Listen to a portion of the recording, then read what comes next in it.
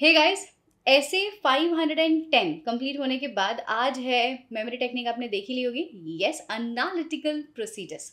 Now ये analytical procedures पढ़ने से पहले let me tell you what, अपने स्पेशल क्लासेस में professional ethics physical audit complete हो चुका है। अपने प्लस बैचेस लॉन्च हो चुके हैं।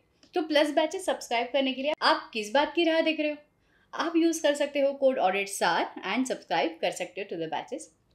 एंड ऑल्सो गाइज, अपनी सारी बुक्स रिलीज हो चुकी है ऑन cacseclectors.com। मोस्ट इंपॉर्टेंटली सार, सवाल, MCQ book, standards, simplified pronouncement को सिंप्लीफाई करके रखा हुआ है। Everything is launch on the website, so please do visit the website. The link is given in the description box. Now let's get started with the content today. So SA 520 again analytical procedures. पहले briefing, फिर start करेंगे यहाँ। SA 520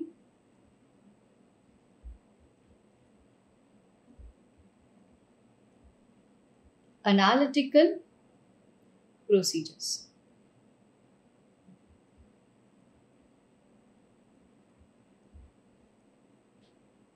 analytical procedures talks about what? It talks about analysis.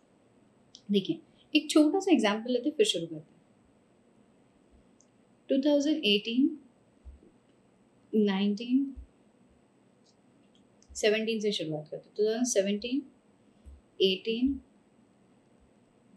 19, 20, 21। ठीक है। 2017 में we had a turnover of 85,000 crores। 18 में we had 90,000 crores, 95, 98. Okay, now the question to you is, what will be my turnover in the year 2020-21?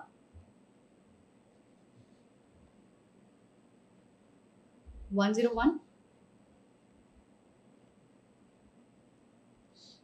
Yes? No? दिल तो ये कह रहा है कि ma'am it will be 101। Yes, क्यों? क्योंकि ट्रेंड है।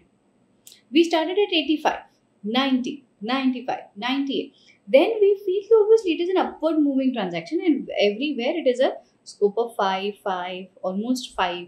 तो यहाँ पे भी ऐसा ही चेंज होगा।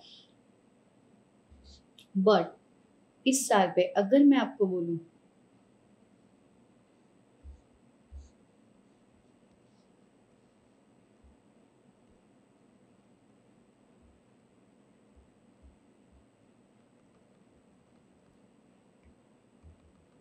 कौन आ गया था 2020-21 वाले साल में? कौन आ गया था? कोरोना। ये कोविड भाई साहब आ गए थे। ये पैंडेमिक वाला साल था। अब क्वेश्चन ये उठता है, इस साल में टर्नओवर कितना होना चाहिए? Obviously you will say कि ma'am depending upon industry, if at all this is airlines, hotel, if at all it is airlines, hotels, तो ये सारी एरिया में आपका बिजनेस बहुत ही ज़्यादा हिट होगा। अगर if at all we are in education में भी बिजनेस में बहुत ज़्यादा हिट होगा। क्यों? क्योंकि जो लाइव लेक्चर्स हम लोग ले रहे थे, 1500 बच्चे एक साथ पढ़ा रहे थे, पोडियम ऑडिटोरियम लेकर के, और इतने सारे स्टूडेंट्स को एक साथ पढ़ा रहे थे। अब गेट टुगेदर में शादी ब्याह वाले बिजनेस को भी इतना इम्पैक्ट हुआ है, हमारे एजुकेशन इंडस्ट्री को भी इम्पैक्ट हुआ। यस, अब यहाँ पे ये जो टर्नओवर है will be somewhere very less, 50 या शायद इससे भी कम, शायद इससे भी कम। क्यों? क्योंकि एक ऐसी सिचुएशन हो गई which is contrary to the normal trend. अब समझते हैं what is analytical procedures. So analytical procedures का मतलब होता है to study the plausible relationship between the financial and the non financial data. Financial data क्या है? ये sales, this is financial data. Non financial data क्या है? ये ट्रेंड जो हम लोगों ने इमेजिन किया कि हाँ यार, हर बार जो सेल्स है वो 5-5 की गति से बढ़ रहा है, वो 5-5 की गति से बढ़ रहा है। तो there is a relation between the financial data and the non-financial information. This plausible relation exists and will continue existing. ये है और रहेगा unless there is any condition to contrary. Unless there is any condition to contrary. हाँ, अगर ये यहाँ पे भी होता, बट यहाँ पे एक कॉन्ट्रारी सिचुएशन आ गया, इसके लिए ये प्लॉजिबल जो रिलेशनशिप है वो नहीं रहा. To study this relationship, to analyse this relationship, we need to apply some procedures, and that procedures is nothing but analytical procedures. Easy. So what is analytical procedures? Analytical procedures says कि see, there is always a relationship between financial and non-financial data. To study the plausible relationship is analytical procedures. This relationship exists and will continue existing unless there is any condition to contrary. Cool. Okay. So what are the methods? What are the methods? Whenever we talk about analytical procedures, there are certain methods. तो नहीं, चलो analytical procedures को भी थोड़ा सा divide करते हैं. तो what exactly do we do in analytical procedures? Analytical procedures में we can do two things. सबसे पहला, we can do comparisons. And दूसरा, we can analyze the relation.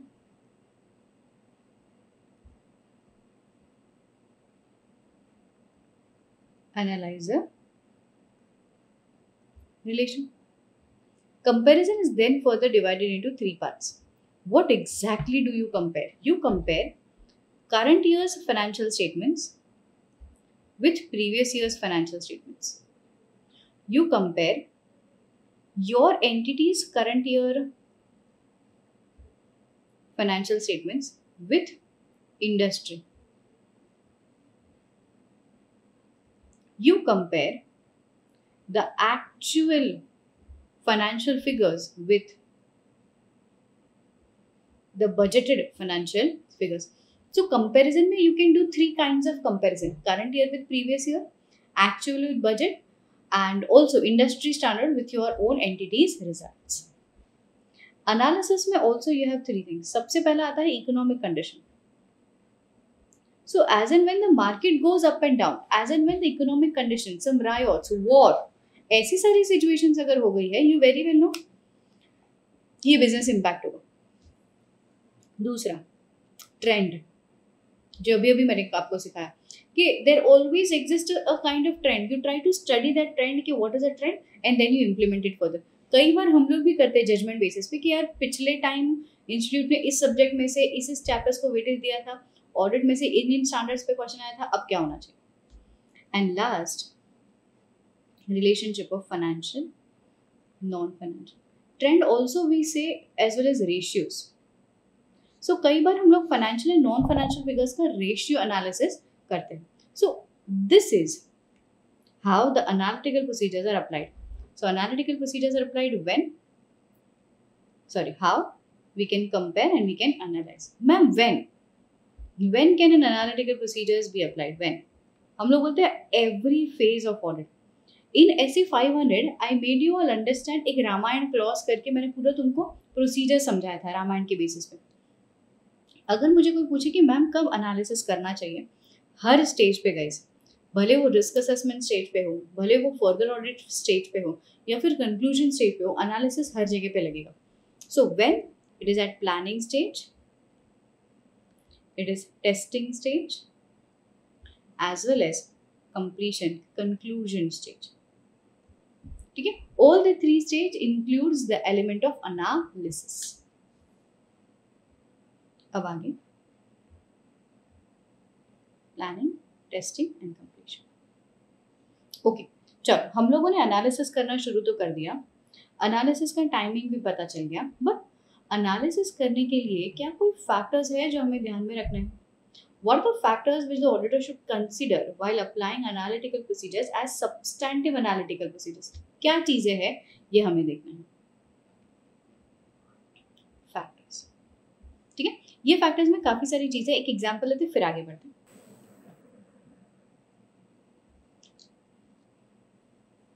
ये बॉक्स में जो है वो है हमारे डेटर्स।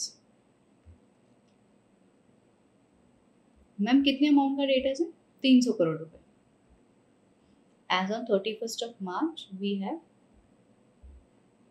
25, वी हैव 300 करोड़ रुपए आउटस्टैंडिंग एंड ये हमारे डेटर्स है। Cool. Now the company wants to book the provision. तो कंपनी ने क्या कहा कि 300 करोड़ ना, चलो 5% का प्रोविजन बुक कर देते हैं। और उन्होंने 5% माइनस कर दिया नेट, मतलब ये हम लोग बोलते हैं ना reserve for doubtful debt,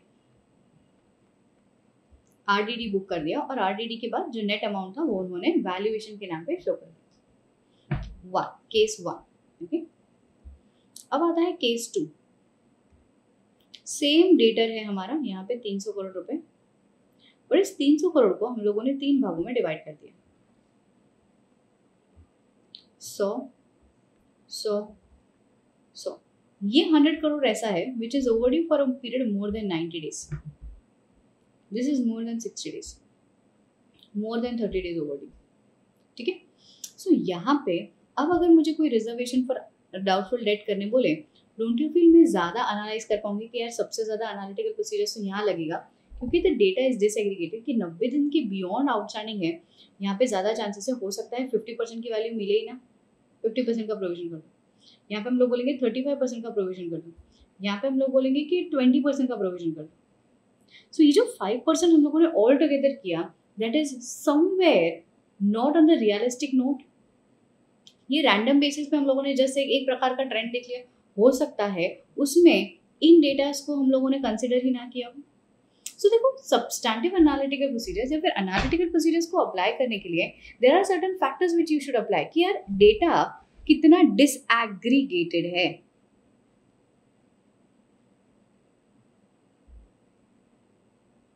data कितना डिसएग्रीगेटेड है। If the data is disaggregated, जितना ज्यादा डेटा इज डिसएग्रीगेटेड उतना ज्यादा analysis you will be able to do. Second, availability of information, ये था पहला डिसएग्रीगेशन। Second, availability of information. What is availability? I want to check the trend. I want to compare. I want to do analysis. अरे boss, but previous year का data available नहीं है, industry में हमारी मोनोपोली चलती है, बजट हमने बनाया ही नहीं, तो क्या कर लो? होगा analytical procedures. That is availability of data, that is a second factor. Third, से फॉर एग्जाम्पल हम लोगों को एनालिसिस करना है अबाउट राइट्स एंड ऑब्लिगेशन कि क्या ये असेट्स जो है, ये जो फिक्स्ड असेट्स है, प्लांट्स, मशीनरी, इक्विपमेंट्स जो है, क्या ये equipments belongs to the company और नॉट। क्या ओनरशिप जैसे असर्शन के लिए, असर्शन लिखते हैं यहाँ पे, असर्शन, क्या ओनरशिप जैसे असर्शन कर पाएंगे? आप जरा देखो, अरे यार ये मशीनरी तो दिखने से ही लग रही है कि यार खुशबू मैम की machinery, how can you say that? हाँ, ये हो सकता है कि when you just try analyzing, you'll be able to understand completeness, you'll be understand valuation, but ownership क्या ये analysis से पता चलेगा? So there are certain assertions जिसके लिए analytical procedures will be more suitable. There are certain assertion जिसके लिए analytical procedures will not have value, ठीक है, जो शायद काम ना लगे। थर्ड पॉइंट, इसके बाद आता है फोर्थ, वेरी इंटरेस्टिंग, बोलता है क्लास ऑफ ट्रांजैक्शन या अकाउंट बैलेंस। सी, आज मैं अगर खर्चा बोलूँ, आज आपके दिल में ये चीज़ मानोगे, एक ज़माना था बच्चों जहाँ पे हम लोग ना मास्क के लिए कभी खर्चा किए ही नहीं। घर पे कभी मास्क देखा था? कैसे मास्क लगा लगा करके लोग घूम रहे। वैक्सीनेशन का खर्चा किया? इलेक्ट नहीं किया। अब अचानक से मैं आपके ऑर्गेनाइजेशन में आई और मैंने बोलना स्टार्ट कर दिया कि अरे बेटा, आपके ऑर्गेनाइजेशन में एम्प्लॉय वैक्सीनेशन, 1500 एम्प्लॉय को वैक्सीनेशन दिया, इतना बड़ा खर्चा। लास्ट ईयर तो ऐसा कोई खर्चा नहीं था। मैंने दंगा फसाद करना शुरू कर दिया, ये कंपनी ने गलत किया, ये किया ना वो किया। आप मुझे क्या बोलोगे कि अरे मैम, ये जो ट्रांजैक्शन है ये एक अनयूजुअल ट्रांजैक्शन था, you can not compare this, you can not analyse this. Why? Because it happened once for the first time. अभी वैक्सीनेशन हो गया तो भी आई गेस नेक्स्ट ईयर हम लोगों को फिर से वैक्सीनेशन करना, हर साल क्या डबल डोज देते रहेंगे क्या? नहीं। सो ऐसे सारे ट्रांजैक्शन के लिए I may not be able to apply analytical procedures. That is type of class of transaction. Type of account जिसके लिए आपको एविडेंसेस चाहिए, ठीक है। So these are the factors which you will have to consider while applying analytical procedures. So chalo, let us jump into the books and go through. Yeah. So सबसे पहला point meaning, जैसे हम लोगों ने कहा already red, it means the evaluations of financial information through plausible linkage between the financial and non-financial. Plausible का मतलब होता है which is linked. It also encompasses an element of investigation. बस दो जगह पे पूरे स्टैंडर्ड की सीरीज में दो जगह पे they have added an element of investigation. अब ये क्या है added an element of investigation वाला? Say for example, हम लोगों को लगा कि यार ये खर्चा होना चाहिए था 150 करोड़ रुपए, बट इन्होंने खर्चा दिखाया है 300 करोड़ रुपए. Now whenever there is a fluctuation in the expected results and the actual results, you have to analyse it through the investigative means. Ma'am मतलब हम लोग सर्च सीजर ये सब करेंगे? नहीं, you need to be more sceptical. आप ज़्यादा से ज़्यादा स्केप्टिसिज्म अप्लाई करोगे, इंक्वायरी प्रोसीजर्स लगाओगे, एंड आप जा करके मैनेजमेंट के पास से जो इन्फॉर्मेशन आई है उसको एडिशनल प्रोसीजर से वेरीफाई करने की कोशिश करोगे. So it also encompasses N element of investigation wherever you being auditor have identified the fluctuations or the relationships are inconsistent. तो यहाँ पे you will have to evaluate through investigation. Next, meaning of analytical procedures. इसके बाद आता है it includes comparisons and relationship. Comparisons of current year actuals with anticipated entity information with industry information. Relationship is economic, trend, ratios, financial and non-financial. Various method, हाँ ये वाला point देखिए, देखो various methods are there in order to present your financial data. ठीक है, the method ranges from simple comparison to complex analysis. See, simple comparison का मतलब क्या? पिछले साल का अमाउंट देखा, करंट, ये simple analysis हो सकता है. There are complex analytical procedures also. What is complex analytical procedures? हम लोग जब भी forensic audit पढ़ेंगे ना, there is a chapter, beautiful chapter forensic audit. इस forensic audit वाले chapter में, इस चैप्टर में we use statistical tools, random sampling, z figure लेंगे हम लोग. ये ट्राई करेंगे कि आपने कई बार ना SFM में ऐसा चीज़ पढ़ा होगा, आप z करके वो बेल के हिसाब से, मीन मीडियन मोड के हिसाब से प्रोबेबिलिटी जानने की कोशिश करते हो कि what is the chance that this occurrence या फिर this event could have been occurred. ये सारा चीज़ complex transactions में भी आता है, and this can be applied to analyze the consolidated financial statements, segment reporting, components, individual element. This you can apply. What is the purpose of applying analytical procedures? The purpose of applying analytical procedures is to obtain a relevant and reliable audit evidences and to assist the auditor in framing the overall conclusion. हम लोग ये चाहते हैं कि जो conclusion हम दें, that should be consistent with auditor's understanding of the entity. ठीक है, so you need to obtain relevant and reliable audit evidences. And दूसरा जो conclusion आप दे रहे हो, that conclusion is also required to be seen. That conclusion should be as per your own findings. यहाँ पे हम लोग क्या कंपैरिजन कर सकते हैं? जो सिमिलर इंडस्ट्री है उसके हिसाब से एग्जांपल दिया हुआ है. When these analytical procedures are expected, this is a past exam question, baby level question, but बच्चे इसको आंसर नहीं कर पाए थे. Okay, so क्या कहता है? At planning stage, at testing stage, at completion stage. Next is what are the techniques available? इसके बीच में हम लोगों ने जो factors affecting, yeah, so factors affecting के केस में just go through the photograph which you मतलब go through this. This is an additional information. देखो कई बार वो लोग क्वेश्चन आपको पूछ सकते हैं कि what are the factors affecting analytical procedures. तो सबसे पहला is availability of data. Availability of data. So what is availability of data? Do you have the relevant and the reliable data with you so that you can proceed with analysis.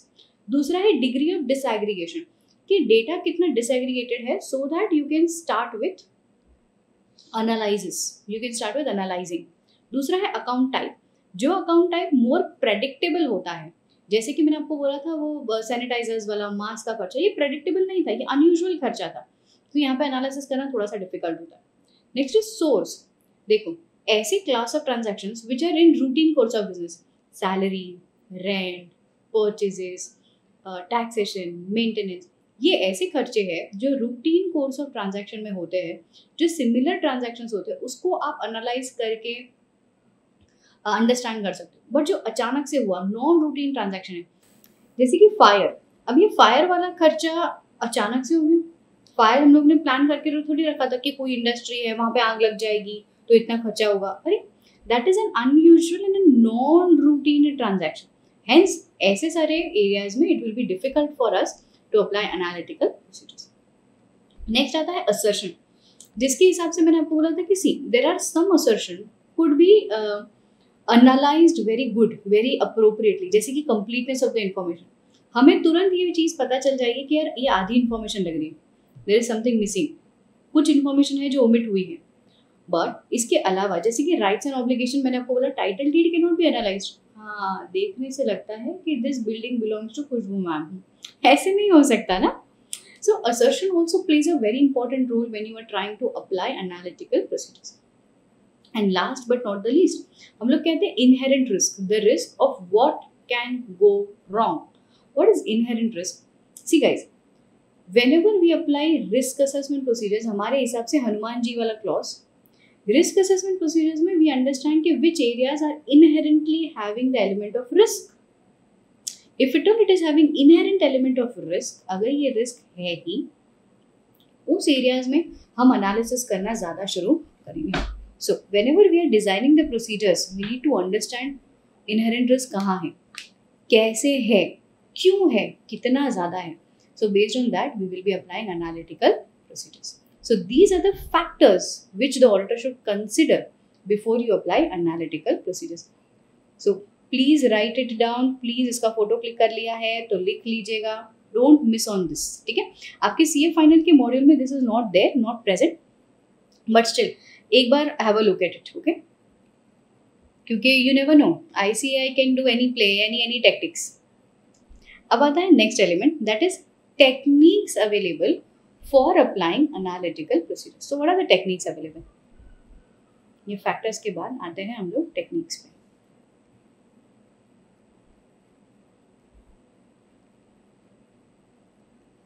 Techniques available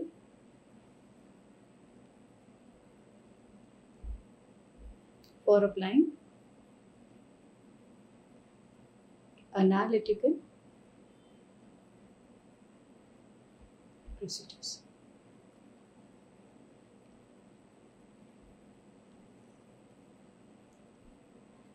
techniques में है हमारे पास star, तारे.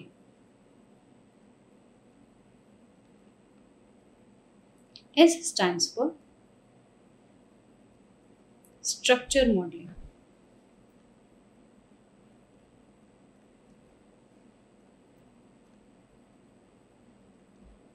T stands for trend analysis. A stands for analysis of ratios. R stands for reasonableness test. एक एक करके समझते. What is structure modeling? Structure modeling का मतलब होता है based on the previous year data, we try analyzing the current year data, we try forecasting, we try modeling a structure कि current year का financials कैसे दिखना चाहिए. पिछले साल का सेल्स ऐसा था, इस बार का सेल्स कैसा होना चाहिए. We try understanding the factors affecting external factors, internal factors, economic factors, geographical factors, climatic factors. ये सारे फैक्टर्स को कंसिडर करके we try modelling a structure कि प्रीवियस ईयर की फाइनेंशियल्स में sales was 100 CR, purchases was 78 CR and other expenses were so and so CR, मेरे other incomes were so and so. So इस हिसाब से हम लोग क्या करते हैं, एक स्ट्रक्चर मॉडल करते हैं. फिर एक्चुअल को देख करके ये जो स्ट्रक्चर आपने मॉडल किया है ना, उन दोनों को चीज़ों को कंपेयर करते हैं. आप क्या करते हैं, ये चीज़ें मैच करते हैं. अगर जो मॉडल आपने जो स्ट्रक्चर मॉडल किया है एंड जो एक्चुअल फिगर्स है वो 19-20 के पैरामीटर्स पे, तो आपको लगेगा कि हाँ यार करीब करीब वेरीफाइबल, वाउचर्स देख लीजिए, बिल्स देख लीजिए, गो है. बट जो आप सोच रहे हो उससे बहुत ज़्यादा परे है एक्चुअल नंबर्स, आप यहाँ पे करोगे इंक्वायरी, इन्वेस्टिगेशन करना शुरू कर दोगे कि यार how come this is different, that is analysis. ठीक है, structure model. Next is trend analysis. Trend analysis का मतलब होता है मेनी प्रीवियस ईयर्स, इनका एक ट्रेंड बना लेते हो। You very well know the data is flowing in certain direction, so to you take up the data of 5 years 10 years, you study the trend and then you forecast कि current year का data कैसा होना चाहिए। Analysis of ratios. Ratios का मतलब होता है when you know the single amount or element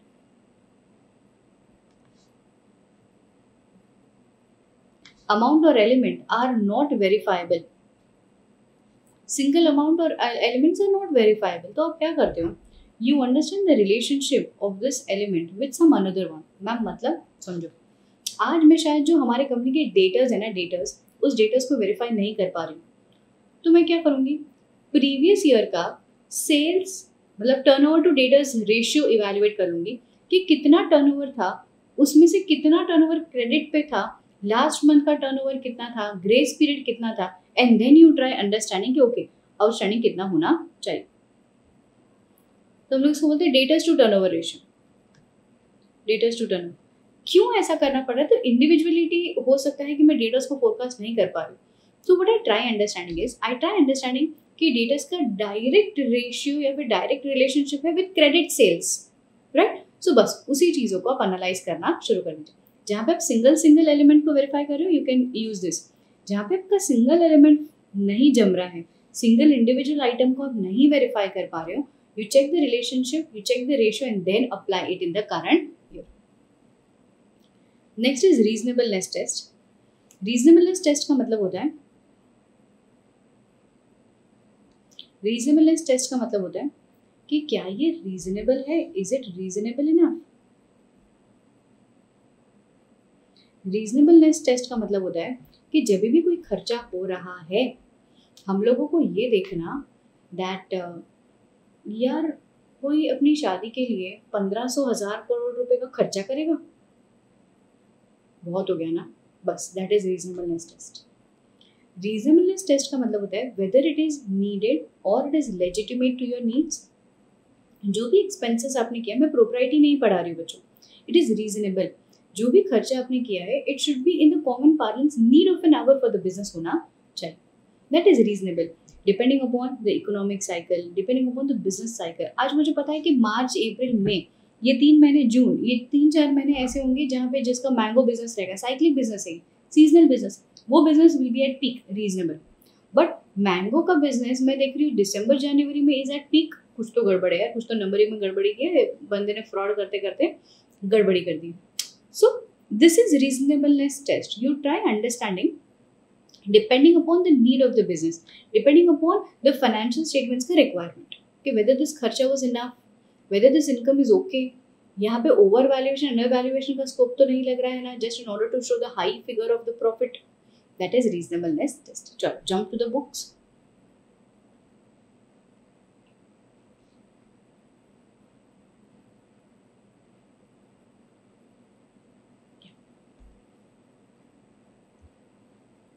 Modeling a tool. A modeling tool construct a statistical model from the financial or the non-financial of the previous period. कई सारे data previous period का consider करके हम लोग current year के balances को forecast मतलब predict करते हैं, ठीक है। It is a linear regression. Next is you try evaluating the current year which moves in the line of the previous year, that is a trend. जो previous year का trend था वो current year में follow हो। Ratio, when individual balances is difficult to predict but its relationship with other are more predictable. देखिए individual balances में predict नहीं कर पा रहा हूँ, बट उसका relation with another will be more predictable. Next is reason, this are the test which are more applicable to income statement, कि खर्चा रीजनेबल है क्या, इनकम रीजनेबल है क्या, occupancy rate, estimated rent income, तो इन सारी चीज़ों को हम लोग रीजनेबली टेस्ट करते हैं। सो इतना और एक चीज़ है गाइज, एनालिटिकल प्रोसीजर्स अप्लाई करना डिफिकल्ट है। क्यों? क्योंकि एनालिसिस हर किसी पर्सन के, एक सेकेंड, हर किसी पर्सन के बारे में ईजी नहीं होता। When you talk about analysis में you need a creative mind, you need a mind who can actually understand the linkages, frame the linkages and apply that linkages. So as discussed, let me remind you that design of substantive analytical procedures limited only by availability of reliable data, experience and creativity of your audit team. Creativity का मतलब ये नहीं है कि best from waste करना, ठीक है? अच्छा, next, analytical procedures used as a substantive analytical procedures. यहाँ पे ना बहुत ही अच्छा कंसेप्ट है. यहाँ पे हम लोग 4 चीजों के बारे में ध्यान देने वाले हैं.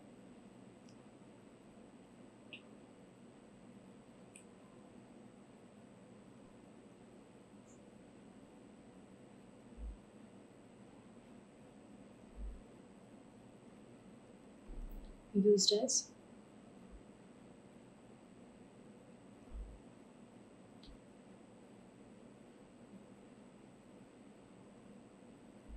substantive analytical procedures. यहाँ पे हमको 4 चीजें पढ़नी है. अगेन 4. समझो, ये है एस रेड.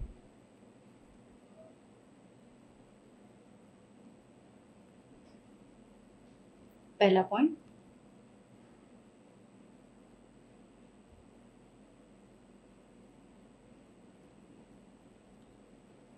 सूटेबिलिटी, कि जहां पे आप एनालिसिस कर रहे हो is it suitable.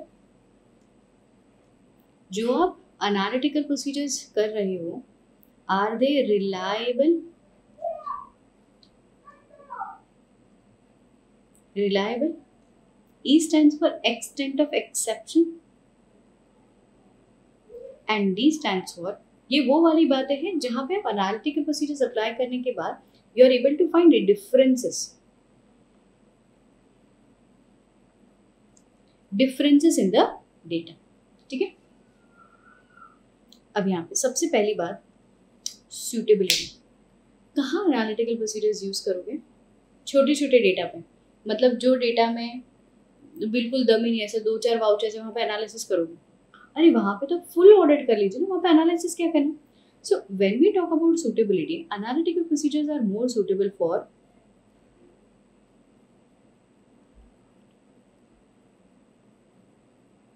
large mass of data and वो data which are predictable.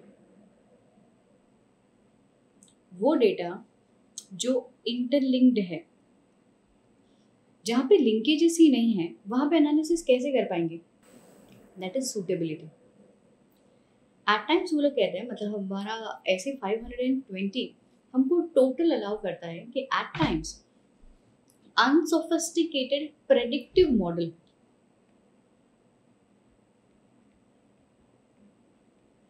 unsophisticated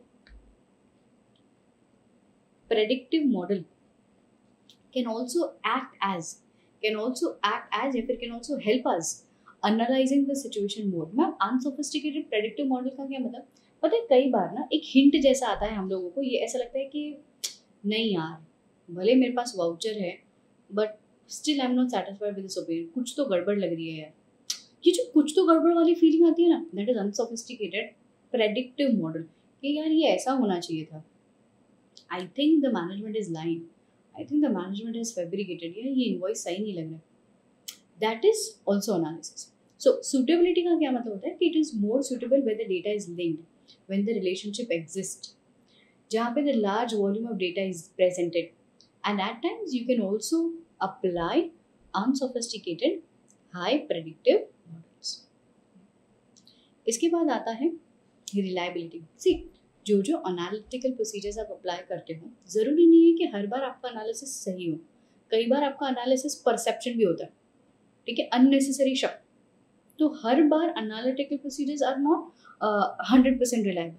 so ma'am, if at all we are applying analytical procedures, this will be reliable always? No. It totally depends upon point number 1, if the data over which you are relying या फिर applying analytical procedures, ये source of data सही है, the data which you have obtained are reasonable and reliable. Reasonable and reliable. तीसरा, you can compare these results with other evidences which you are finding. And last, controls over preparation of the data. जो data, ये foodie नहीं woody वाला concept याद है? Foodie नहीं woody वाला concept, ये फूडी नहीं वूडी वाले कंसेप्ट में हम लोगों ने ये चेक किया है कि how can we rely over the information. अगर इंफॉर्मेशन का सोर्स डेटा सही है, अगर इंफॉर्मेशन रीजनेबल है, कंपेरेबल है, सो रिलायबिलिटी के लिए the next point is comparison. What is comparison? जैसे कि आपने कोई एविडेंसेस ऑलरेडी इकट्ठा किया है, आपको एनालिसिस से जो एविडेंसेस आया है, अगर ये कंपेरेबल हो गए, आपके दिलो जहाँ से ये आवाज आएगी कि हाँ यार ये चीजें रिलायबल है। And next is control over preparation of that data. So when you talk about controls, जो डेटा के बेसिस पे एनालिसिस आप कर रहे हो, अगर उस डेटा को बनाने के लिए, फॉर्मुलेट करने के लिए, डेटा को सिस्टम में इंट्रोड्यूस करने के लिए देयर आर स्ट्रॉन्ग कंट्रोल्स, तो हम लोग कहेंगे कि yes very good, the controls over the preparation of the data are strong, hence these are reliable. ठीक है, सो सब्सटैंटिव एनालिटिकल प्रोसीजर्स में हम लोग क्या क्या चीजें देखते हैं? पहला देखते हैं सूटेबिलिटी, दूसरा देखते हैं रिलायबिलिटी, तीसरा देखते हैं एक्सटेंट ऑफ एक्सेप्शन। अब देखो, यू रिमेंबर मैंने अभी अभी आपको एक फैक्टर्स करके चीजें बताई, जहां पे मैंने आपको बताया था कि डिसएग्रीगेशन। सेकेंड चीज जो मैंने आपको बताई वाज एक्सटेंट, कि यार कितने हद तक आप चीजों को प्रेडिक्ट कर पाते हो। अगर आप चीजों को प्रेडिक्ट नहीं कर पाते तो guys there are very minimal chance that analysis ना हो पाएगा। सो यही चीज हमको यहाँ पे देखनी। देखो, expectations of the recorded amount, कि how well they can be predicted, how well they can be disaggregated and how well the information are made available to us. आज बोलने के लिए हम लोग ये बोल सकते हैं कि यार you need to compare financial information with non-financial information, but do you know whether there is an availability of this information or not? So availability. Cool. So that is the next point. क्या पढ़ रहे हैं हम लोग? हम लोग पढ़ रहे हैं substantive analytical procedures. So in order to use analytical procedures in the substantive audit procedures, सबसे पहला चीज which you want to check is suitability. दूसरा, whether your analysis are reliable. तीसरा, what is the extent of expectations you can build from that data. And last, ma'am, if at all we have applied substantive procedures and there exists a differentiation, SRED का last वाला point D is differentiation. Expectations and availability. अगर ये differentiation पाया गया, you remember definition में मैंने एक छोटी सी चीज आपको बताई कि analytical procedures also encompasses an element of investigation. So investigation करना कब शुरू करेंगे? When there is a differentiation between the actual and the analytical numbers. जो भी एनालिसिस करके आप मॉडल फ्रेम कर रहे हो, ट्रेंड चेक कर रहे हो, एंड यहाँ पे आपको डिफरेंशिएशन लगा, तो हम लोग बोलेंगे कि come on, now you have to apply investigative techniques. या so if there are differences in this, so what we try doing is we try applying पाप, एडिशनल ऑडिट प्रोसीजर्स। अभी एडिशनल ऑडिट प्रोसीजर्स में हम लोगों को दो चीजें करनी है। सबसे पहला, आप इंक्वायरी करो फ्रॉम द मैनेजमेंट एंड इस इंक्वायरी को एनालाइज करो bye additional audit procedures, confirm करो। सो जहां पे हमको डिफरेंशिएशन दिखता है तो आपको दो चीजें करनी है। क्या चीजें करनी है? आपको इंक्वायरी करनी है from the management, you gather the information कि sir what is wrong, why is this not appropriate, and दूसरा you need to apply other audit procedures, additional audit procedures to confirm the numbers. So ये है S red. चलो किताब में जाकर के फटाफट से इसको देखते हैं। टेक्निक्स के बाद analytical procedures can be used as substantive procedures. Yeah. Suitability will be more applicable when the things are more predictable, the things are large volume of data, and हाँ एनालिसिस तभी ही करेंगे जहाँ पे एक pre determined set of relationship है which is existing and which may continue existing in absence of any contrary. इसका example मैंने आपको दिया था कोविड वाला सिचुएशन कि ट्रेंड हम लोगों ने बना लिया था 17, 18, 19, 20 वाला सिचुएशन में, then 21st all the way everything turn for a toss. However, the suitability of a particular analytical procedures will also depend upon how auditors' assessment will be more effective in detecting misstatement. So, in some cases, even unsophisticated predictive model may become the effective analytical procedures. So, it also be influenced by the nature of assertion, also influenced by the risk of material misstatement. It can be influenced by multiple of factors that whether can I apply analytical procedures while performing substantive procedures. Totally सबसे पहला चीज check करना है suitability, whether it suits apply करो, नहीं तो stop. Then we talk about reliability. जो analytical procedures हम अप्लाई कर रहे हैं, कैन आंख बंद करके इस पे रिलाई कर ही सकते हैं? नहीं। The reliability of analytical procedures actually depends upon three things: the source of information, the comparability of information, the nature relevance of information and the controls. इसके ऊपर ना आपको पास्ट एग्जामिनेशन क्वेश्चन ऑलरेडी आ चुका है। सो whenever the auditor is applying analytical procedures, can it be relied with closed eye? No. यहाँ पे भी आपको चेक करना पड़ेगा कि हमको सोर्स डेटा क्या दिया गया था, हम लोगों ने कैसा एनालिसिस किया है, कोई फैक्टर्स है क्या जो इन्फ्लुएंस कर रहा है, any controls which are implemented over this information. इसके ऊपर हमारा रिलायबिलिटी बढ़ेगा कि हाँ यार डेटा एकदम गजब था, हेंस एनालिटिकल प्रोसीजर्स के रिजल्ट्स पे हम भरोसा कर सकते हैं। Expectations of the relevant amount. So whenever you talk about expectations of the relevant amount, देखो मैंने जब भी आपको फैक्टर्स के बारे में बताया ना, ये एक प्रकार से फैक्टर्स ही है। सो यहाँ पे वो लोग बोलते हैं तीन चीज़ों के बारे में: डिसएग्रीगेशन, प्रेडिक्शन कितना हो सकता है, that is specific class of data, हम लोगों ने बोला था routine transactions are more predictable, and last availability of data. D, differentiation of the recorded amount from the expected amount may not be accepted without investigation। चलो आपने सोचा था, analysis किया, 2010 में आपका सेल्स और टर्नओवर XYZ अमाउंट, 2011 में, 2012, ऐसे 10 साल का पूरा ट्रेंड निकाला हम लोगों ने, ठीक है। अब 10 साल के ट्रेंड में देखते देखते आ गया 2021। Now you are feeling there is a tragic change कि आपका सेल्स ट्रेंड के हिसाब से होना चाहिए था 1000 CR, but the cells which you have noted that is hardly 350 CR, ठीक है। अभी 350 CR के केस में there is a tragic change between what you expected and what is there. Can you accept it? हाँ ठीक है, हम तो सोच रहे थे 1000 करोड़ होगा, बट 350 करोड़ ठीक ही है, ऐसा करोगे? You will not accept this number without a proper investigation. So what will you do in this investigation analytical procedures? Two things, inquiry करेंगे, परफॉर्म अदर ऑडिट प्रोसीजर्स। मेरे लैंग्वेज में हम इसे क्या कहते हैं? PAAP, perform additional audit procedures. So you try inquiring, get appropriate management responses, perform other audit procedures, evaluate the management responses are true or not, and then you carry it forward. अभी ना एक normal सा concept मुझे समझाना है which is not related to analytical procedures, but आपने ना कई बार ऑडिट प्रोसीजर्स में दो चीज देखी, एक होता है ऑल्टरनेट ऑडिट प्रोसीजर्स और एक होता है additional audit procedures.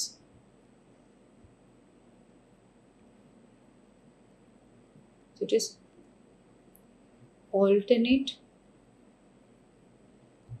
audit procedures and the second is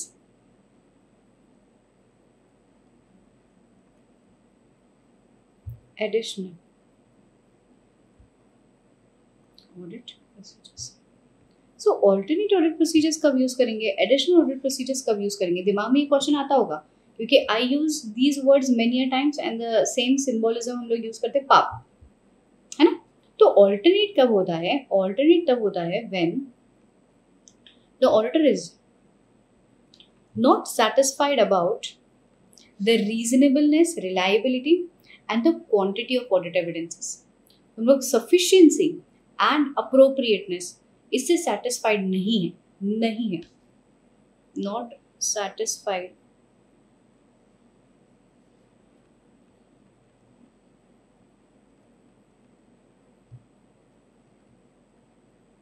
about the reasonableness relevance and quantity of audit procedures. Why? Because the main procedures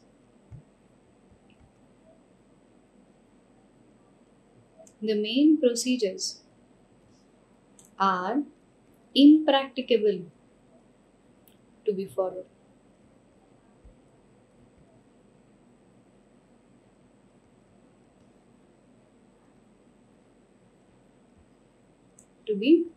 अब इसका मतलब समझो. देखो, नॉट सेटिस्फाइड ये यहाँ पे भी है, सेम चीज यहाँ पे भी आएगी.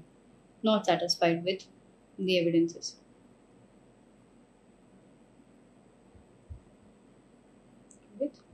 SAA. But यहाँ पे main procedures you have already followed and you still have questions after applying the main procedures. दोनों में एग्जाम्पल दे देती हूँ. पहला, एडिशनल ऑडिट प्रोसीजर्स आपने कब देखा? ये एनालिटिकल प्रोसीजर में कि आपने एनालिटिकल प्रोसीजर्स किया, आपको डिफरेंसेस मिला, अब आप एडिशनल ऑडिट प्रोसीजर्स कीजिए. Main procedures you are able to follow, but now you feel कि यार I am still not satisfied with the information which is given to me. So you apply more procedures, that is other audit procedures, additional audit procedures. Alternate कब पढ़ा? मैं आपको example देती हूँ. ऐसे 501 में पढ़ा कि जहाँ पे आपको फिजिकल वेरिफिकेशन करने इन्वेंट्री डेपो वगैरह में जाना था, बट इन्वेंट्री का वेरिफिकेशन करने आप डेपो वगैरह में जा नहीं पाए, तो आप क्या करोगे? कुछ ऑल्टरनेटिव लगा लीजिए. तो main procedures are not followed, impracticable है, जिसकी वजह से एविडेंसेस नहीं मिल रहे हैं. यहाँ पे नॉट सेटिस्फाइड की जगह पे नॉट रिसीव्ड लिख सकते हैं.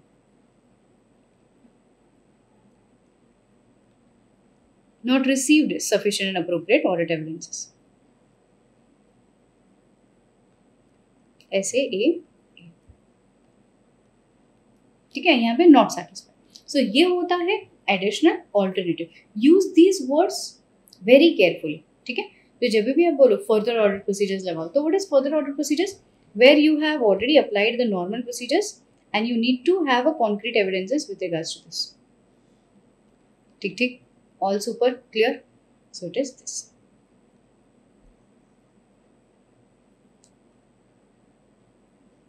Okay, that was a mere an explanation not related to analytical procedures. अब मेरे को ऐसा लगा कि अभी आपको ये चीज़ समझ में आ जानी चाहिए कि कहाँ हम लोग PAAP alternate procedures, PAAP additional procedures use करते हैं. ठीक है. Next, towards the end of this standard, very easy concept. बोलते हैं analytical procedures at conclusion stage. Do we need to apply analytical procedures when we are concluding our opinion? हाँ. See, ultimately हमारा objective क्या था? To conclude the audit opinion on the basis of the concrete evidences which we have received. तो यहाँ पे हम लोग यही चीज़ कहेंगे, the conclusion should be based on the evidences which we have received. Conclusion should be such कि it is reliable. तो यहाँ पे आप एनालाइज करो कि जो प्रोसीजर्स आपने अप्लाई किए, जो एलिमेंट और कंपोनेंट्स के लिए आपको एविडेंसेस मिले, उसी के बेसिस पे you are drawing your conclusion.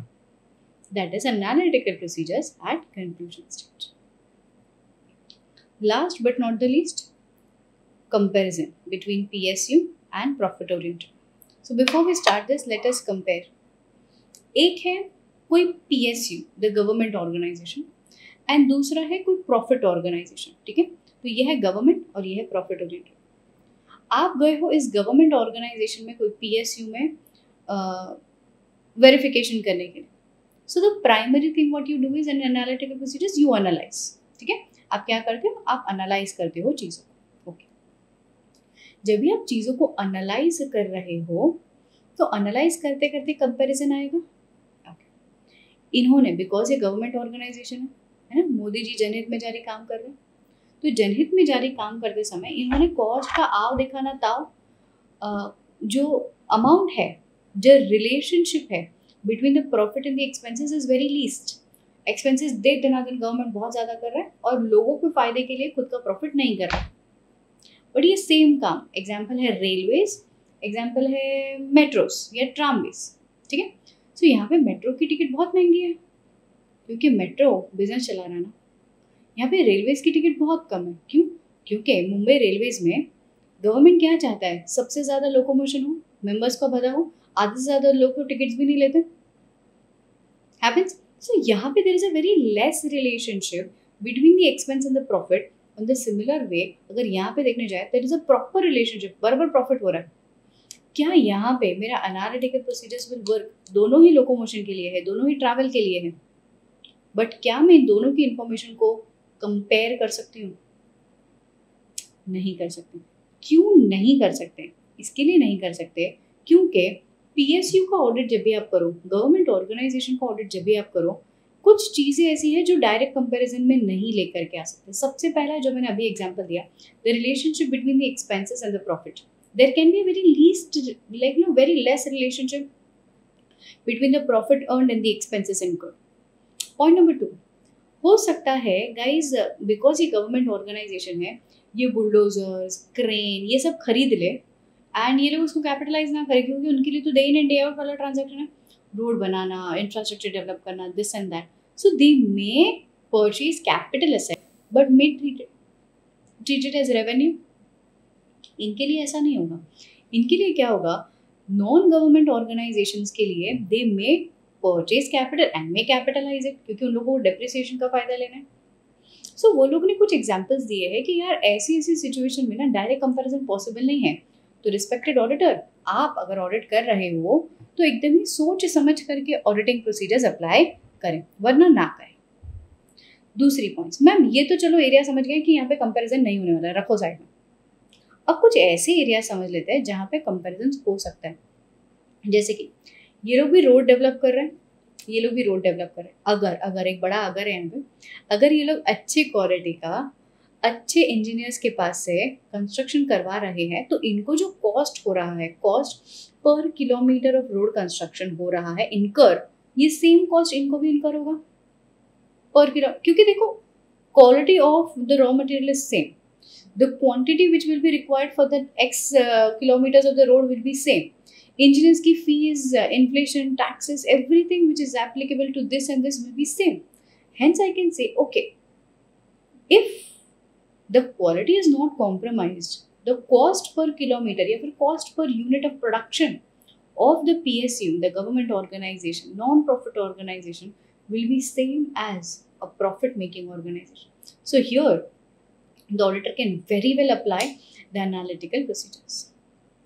दूसरा point of comparison, there is also one more thing. आज ये कंपनी के पास 15 मशीन्स हैं, 15 मशीन्स. सिमिलरली सेम इंडस्ट्री को बिलोंग करती है ये नॉन प्रॉफिट ये प्रॉफिट ओरिएंटेड ऑर्गेनाइजेशन, इनके पास भी 15 मशीन्स है. अब जैसे ही नया साल शुरू हुआ 2022, 23, 24, 25, ये साल में टेक्नोलॉजी चेंज हो गया एंड ये गवर्नमेंट ऑर्गेनाइजेशन फेल्ट कि यार ये सारे मशीनरी ऑब्सोलेट हो चुके हैं, आउटडेट हो चुके, इसको बेच दो, थप्पा लगा दो, सोल्ड. इन्होंने भी सोचा कि नए टेक्नोलॉजी वाले मशीन आए तो it will give us the more power to generate more goods, production capacity ज़्यादा हो जाएगी कंपनी की. इन्होंने भी थप्पा लगा दिया, सोल्ड. अब ये लोग दोनों मार्केट में गए हैं कोई नई मशीनरीज को, व्हीकल्स को, इक्विपमेंट्स को, प्लांट्स को खरीदने के लिए. मुझे सच्ची बताओ, प्लांट्स में जो टेक्नोलॉजिकल एडवांसमेंट के हिसाब से 15 मशीनें जो काम कर रहे थे ना, अभी हार्डली 6 मशीनों की ज़रूरत है. तो government organisation tried after retiring 15 machineries, after they discarded 15 machineries, they just purchase 6. तुमको क्या लगता है ये टेक्नोलॉजिकल एडवांसमेंट इनको नहीं मिलेगा? इनको भी मिलेगा. After selling this 15 machines they will get 6 machines. वो लोग थोड़ी 15 के बदले 15 लेने जाएंगे. So yes, this ratios can match number of machineries discarded is to number of machinery purchased. 15:6. यहाँ पे भी 15:6 ही होगा. क्यों? क्योंकि the technological advancement which is benefited by the government organization will be the same for other profit organization. So moral of the story, I gave you 2 examples where the comparison cannot be made. I gave you 2 examples where the comparison can be made. So the conclusion of 520 states that the auditor, whenever he is auditing the audit financial statements of PSU, he needs to wisely apply analytical procedures. Not always in all the circumstances the comparison, the analysis is quite possible. Okay? This is a highly expected exam question. चलो किताब में चलते हैं. This is para number A11 of your BEAR standard. Auditor may not always be able to compare or analyze the relationship between the financial information of PSU because the financials are not comparable always with profit oriented. For examples, expenses incurred by PSU are for public, hence there is a very less relationship between the expenses incurred and the revenue earned. PSU may treat the capital asset as revenue and may not capitalize it, but others may capitalize it. बोलते रुको रुको. However, there are some relationships which are relevant too. For example,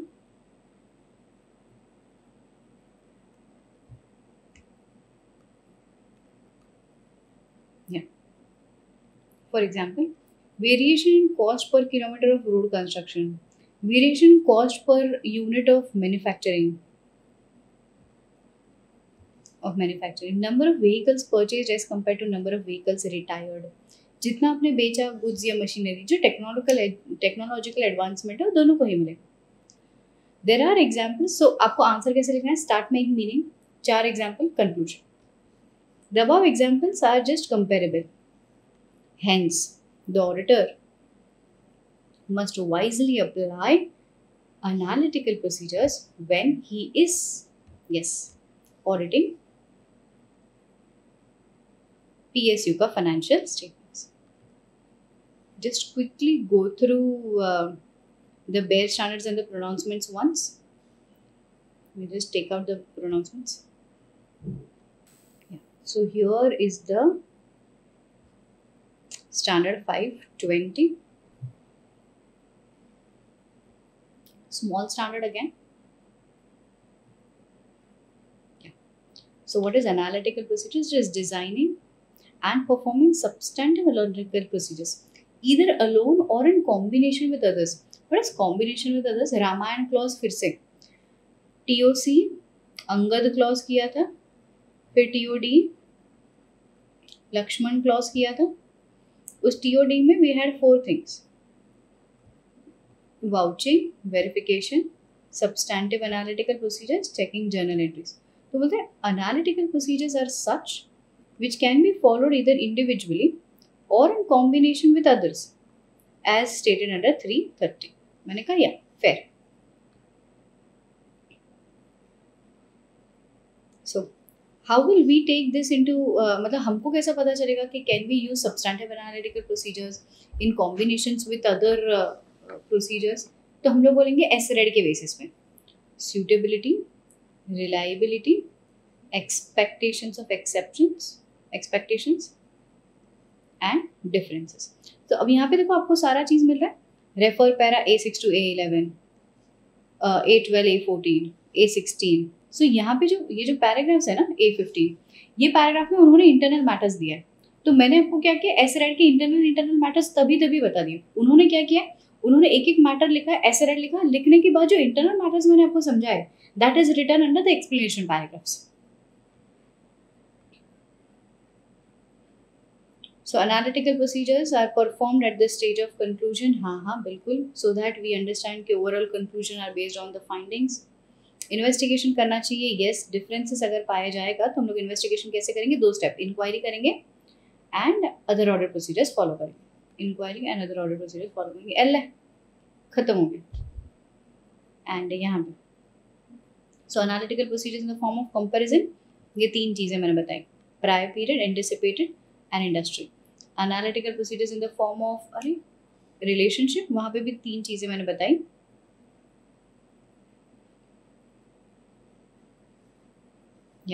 So percentage, pattern, predictability, financial and non-financial. जिसको हम लोगों ने बोला था economic condition, trends, ratios. So it can be from simple comparison to complex analysis. अब start होता है substantive analytical procedures, वो SRED वाला काम.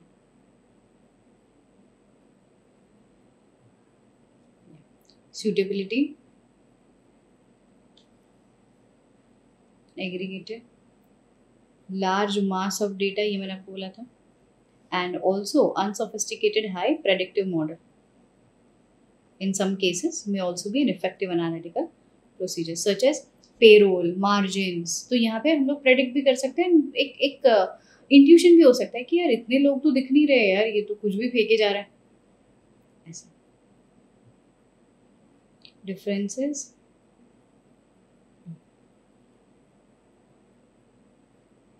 Considerations for PSU. As I told you, this is A11. Consideration for PSU. ये जहाँ पे दो डिफरेंसेस और दो ये चीज़ मैंने आपको बताई कि हो सकता है कि PSU है तो कुछ चीज़ें नॉन मैचिंग हो, कुछ चीज़ें मैचिंग हो. यहाँ पे तो सूटेबिलिटी वाला पॉइंट खत्म. रिलायबिलिटी, यहाँ पे आपको this is a past examination question पूछ सकते हैं कि हाउ पूछ सकते हैं कि how the reliability over the analytical procedures be framed. So it totally based on the source, comparability, nature and relevance, and controls over the preparation of information.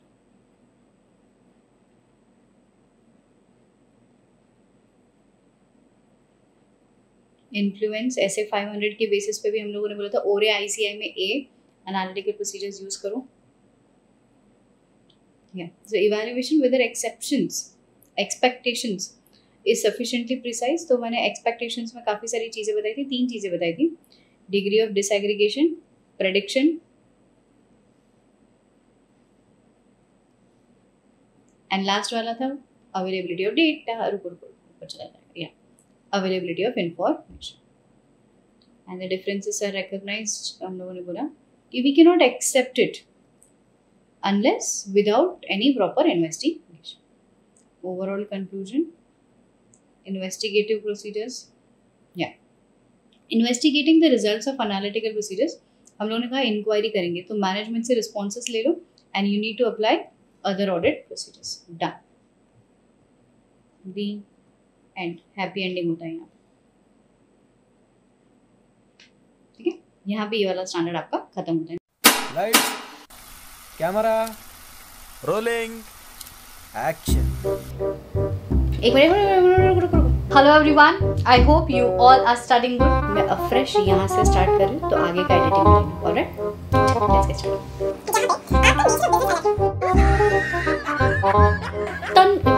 10 crore का cut restart 701 करना है, 710 करना. हम लोगों ने कट नहीं किया, चलेगा ना? गला सूख रहा है.